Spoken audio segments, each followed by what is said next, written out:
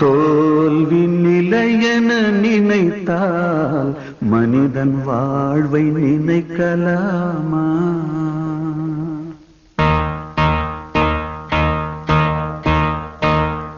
தோல்வி நிலையென நினைத்தால் மனிதன் வாழ்வை நினைக்கலாமா?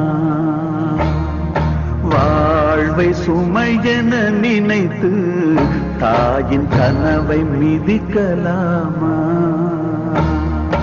உரிமை இழந்தோம், உடமையும் இழந்தோம், உணர்வை இழக்கலாமா? உணர்வை கொடுத்து உயிராய் வளர்த்த கனவை மறக்கலாமா? தோல்வி நிலையென நினைத்தால் மனிதன் வாழ்வை நினைக்கலாமா?